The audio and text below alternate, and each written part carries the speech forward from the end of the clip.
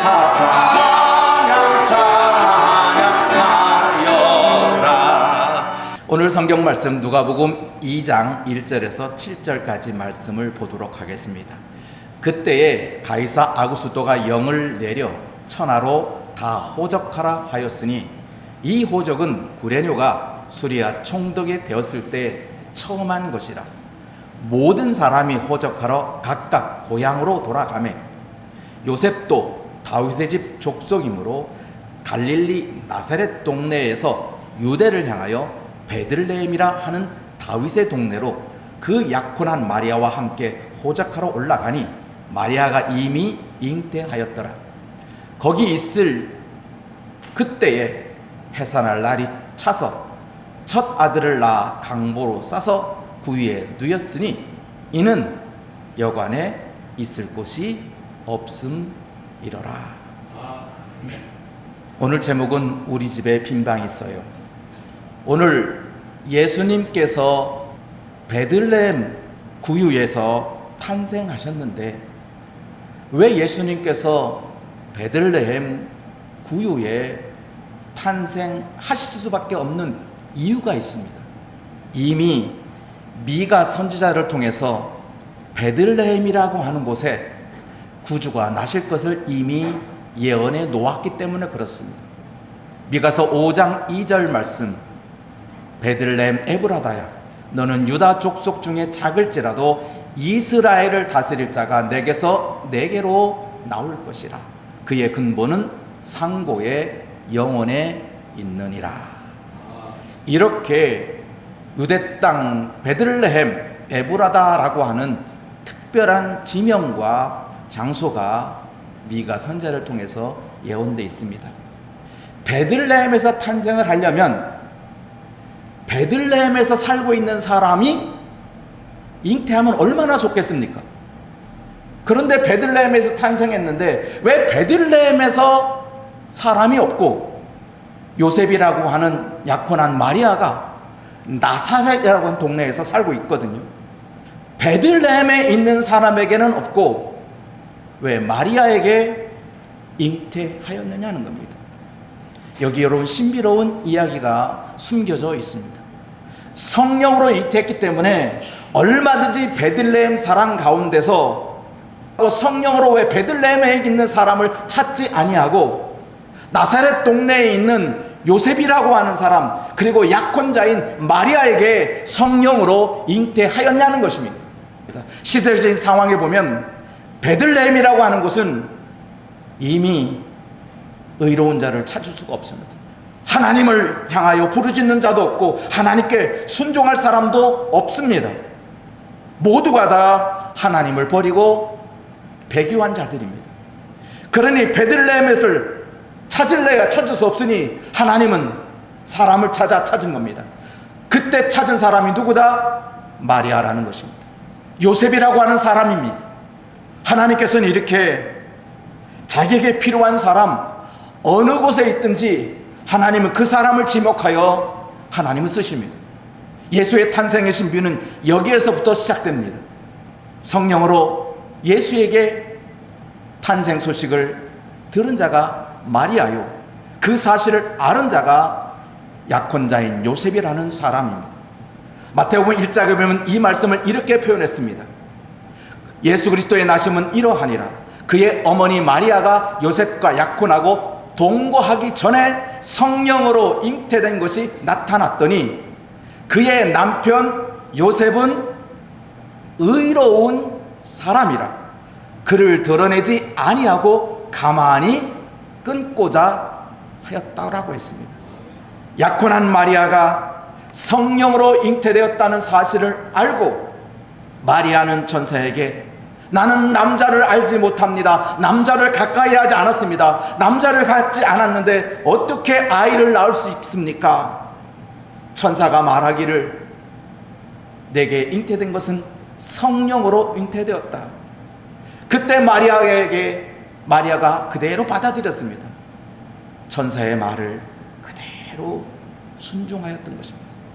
근데 그 사실을 자기 약혼자인 요셉에게 알렸습니다. 요셉은 이해가 되지 않았습니다. 어떻게 여자가 남자와 관계없이 아이를 낳을 수 있느냐? 성령으로 그렇게 됐다고 해도 인정하고 싶지 않았습니다. 왜냐하면 그것은 받아들일 수 없는 이야기이기 때문입니다.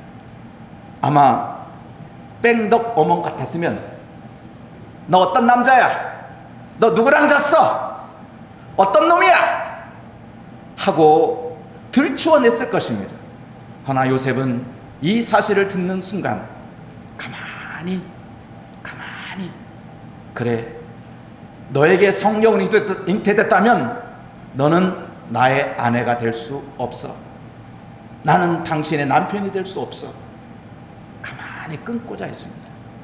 그때 천사가 요셉에게 나타나서 마리아 데려오기를 주저하지 말라, 두려워하지 말라, 그에게 잉태된 것은 성령으로 잉태된 것이다 라는 사실을 알려주었을 때 요셉은 그대로 천사의 말을 순응했습니다. 그러니 비록 베들레헴에 살지 않은 사람이라도 요셉이기 때문에, 마리아이기 때문에 성령으로 잉태될 만한 자격과 충분한 예언의 성취를 이룰 수 있었던 것입니다. 그리하여서 성령으로 잉태된 것을 알면서도 마리아와 요셉은 그대로 인정하고 수긍하였습니다. 다시 한번 퀴즈 냅니다. 예수님께서 어디에서 탄생하셔야 된다고요? 베들레헴. 요셉과 마리아는 어디에 살고 있어요? 나사렛이라고 하는 동네에 살고 있어요. 그렇다면 나사렛에 살고 있는 요셉과 마리아를 어디로 이동시켜야 됩니까? 베들레헴으로 이동시켜야 됩니다. 왜? 구주는 베들레헴에서 나셔야 되기 때문에. 성령으로 잉태됐다고 해서 나사렛에 났으면 예언의 성취가 못 됩니다. 그러니까 하나님께서는 이 예언의 성취를 위해서 당시에 주권자인, 권세를 갖고 있는 구레뇨를 동원합니다. 호적하라 라고 합니다. 호적하라. 그래서 모든 사람이 어디로 가라? 고향으로 가라. 요셉과 마리아는 약혼자입니다. 이미 성령으로 잉태되었습니다. 남편과 아내입니다. 그런데 나사렛이라는 동네에 살고 있습니다. 그런데 요셉의 고향은 베들레헴입니다. 다윗의 동네입니다. 그러니 반강제로 호적하라는 최고의 권위자의 명령을 받았으니 모든 사람이 고향으로 돌아가기 때문에 요셉도 자기의 고향인 유대 땅 베들레헴 다윗의 동네로 돌아가야만 합니다. 그 거리를 계산해 봤더니 이렇게 나옵니다. 구글 지도를 보니까 나사렛이라고 하는 동네에서부터 시작해서 베들레헴이라는 동네까지 145km가 나옵니다. 평균적으로 사람이 하루에 걸을 수 있는 양을, 사람마다 복도 다르고 체력이 다르기 때문에, 하지만 임신한 몸으로 143km를 걸어간다고 하는 것은 결코 쉽지는 않습니다. 허나 최고의 권력자가 호적하라는 명령을 받았으니 누구도 거역할 수 없습니다. 그래서 그 험한 길을 걸었던 것입니다. 베들레헴에 왔습니다. 이미 해산할 기운이 마리아에게는 돌았습니다. 머물 곳을 찾습니다. 자기의 고향이기 때문에 지인도 있을 수 있고 아는 사람도 있을 수도 있는데 어찌된 영문인지 요셉에게는 지인도 없고 아는 사람도 존재하지 않습니다. 이것으로 봐서 요셉이 자기의 고향을 떠나 나사렛에 살 수밖에 없는 것은 자기의 고향을 떠날 수밖에 없는 위치에 놓였다는 것입니다.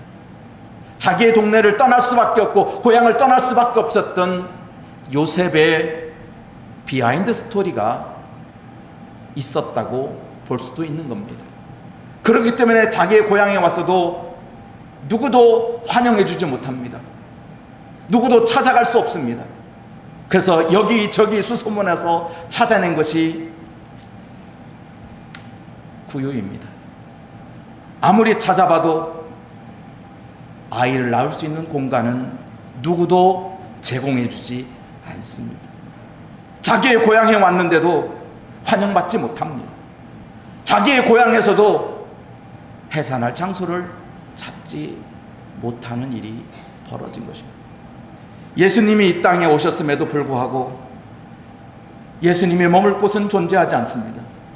저는 오늘날 오늘 현실에서 예수님의 탄생을 목격하고 예수님의 탄생을 축하하는 많은 시간들과 많은 교회들이, 많은 매스컴에서 예수님의 탄생했다고 하는 것을 알려주고 있습니다. 성탄절이라고 알려주고 있습니다.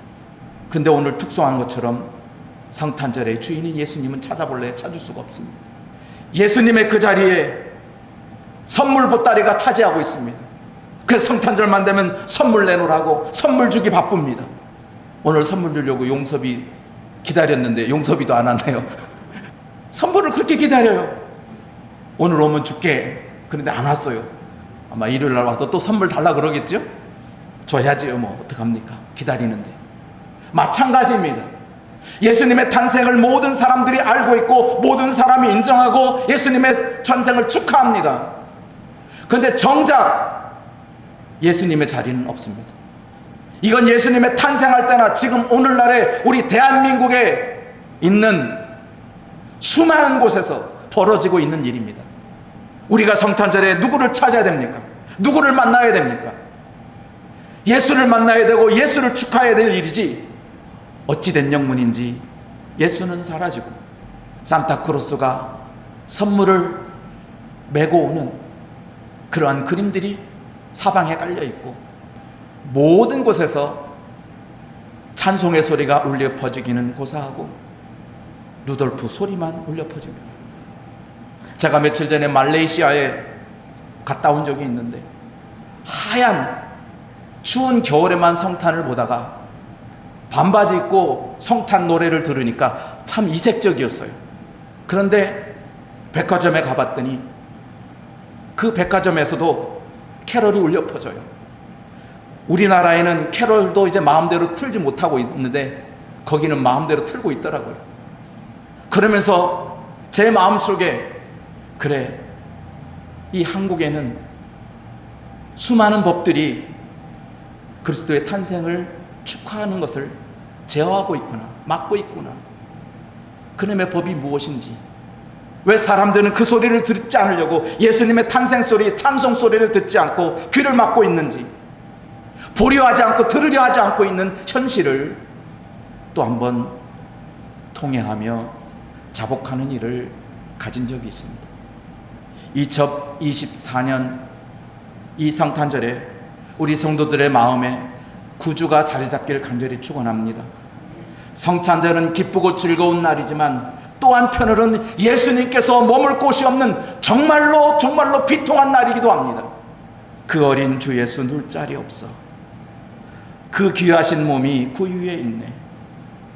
저 하늘의 별도 구주의 탄생을 반짝반짝 빛나고 있지만 그 어린 주 예수 구유에 있네.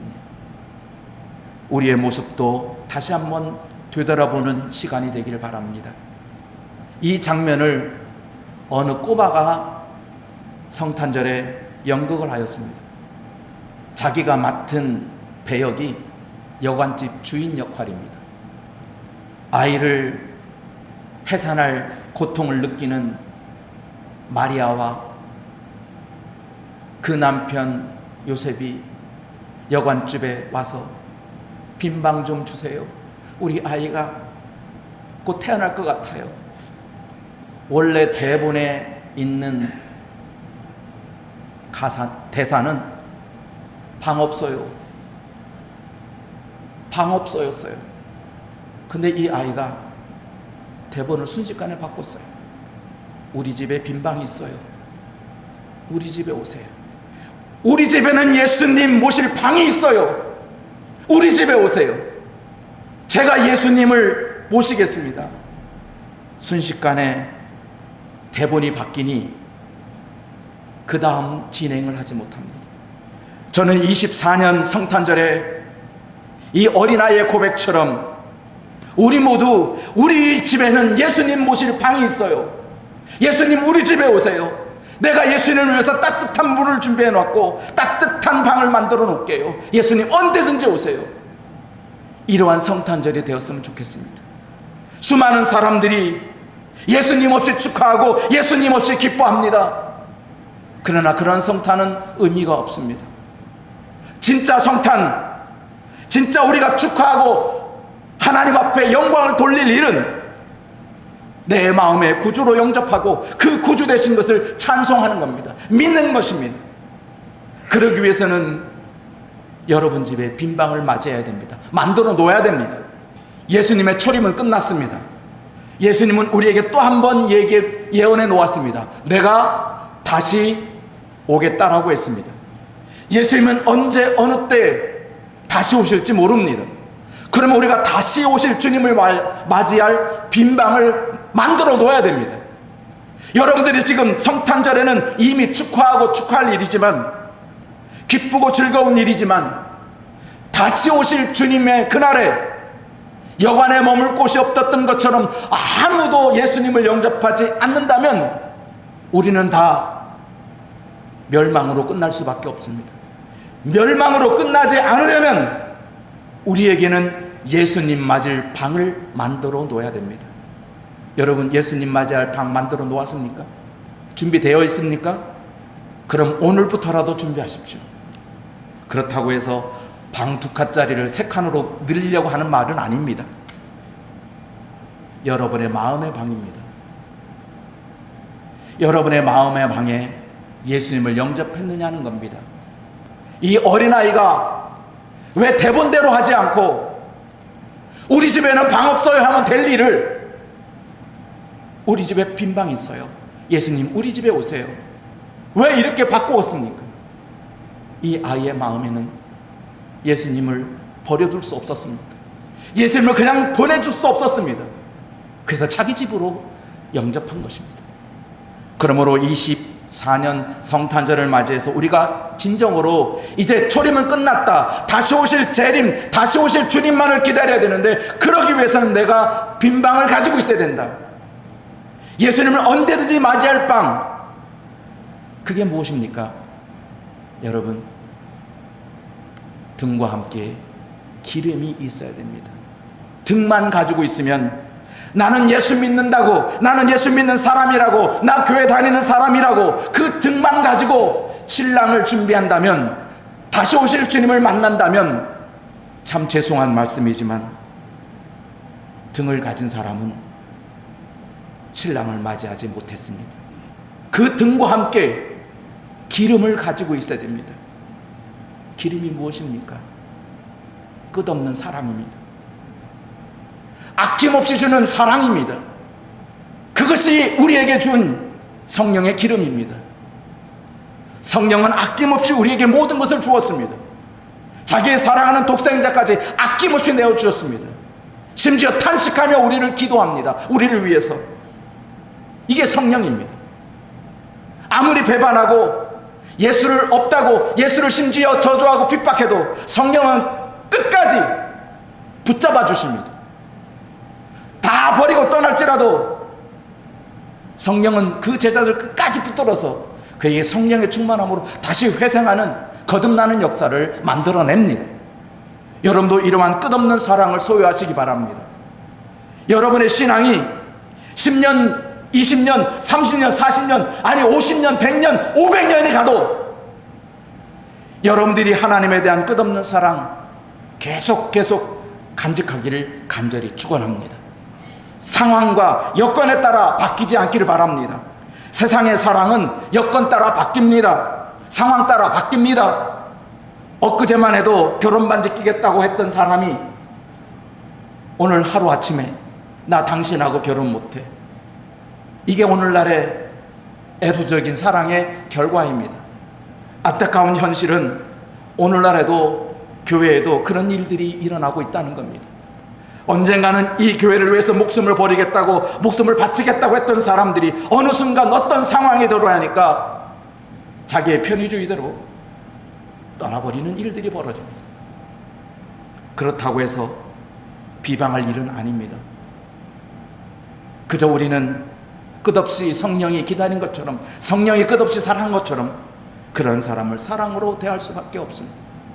우리는 주님이 오시는 그날까지 끝없이 우리가 서로 피차 사랑하는 일에 소홀함이 없기를 간절히 축원합니다. 우리 옆에 사람하고 다짐합시다. 주님이 오실 때까지 끝없이 사랑하며 삽시다. 이것이 주님을 맞이하는 자의 빈방입니다. 이 마음 변치 않기를 바랍니다. 기도합니다.